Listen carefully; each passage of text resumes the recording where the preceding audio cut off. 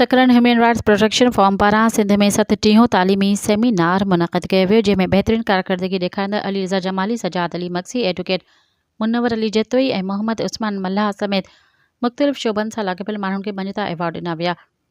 हिन मौक़े ते गस्टार सिंध जे सदर हाजी मोहम्मद अशरफ ख़ासकली, मोहम्मद असलम राजपुर, महबूब अली चांग ऐं ॿियनि अलॻि अलॻि ॻाल्हाईंदे चयो त अॼोके सेमिनार जो मक़सदु सिंध में तालीमी मयार खे हथी वठाइणु आहे, छाकाणि जो सिंध में तालीमी मयार घटि आहे, जंहिं लाइ असांखे अमली जिदोजहद करणी पवंदी।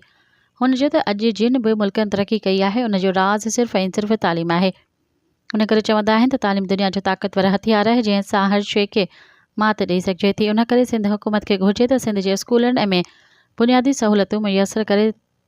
सेमिनार दौरान तकरीरी निशस्तुनि में बहितरीन तकरीर करण ते अरूसा महबूब, अरीशा महबूब ऐं सूमल न्याज़ खे कैश इनाम ॾिना विया, जिते प्रोग्राम में ग़रीब शागिर्दनि खे ड्रेसूं, स्टेशनरी जो सामान समेत मुस्तहिक़ माण्हुनि खे गरम कपिड़ा पिणु ॾिना विया।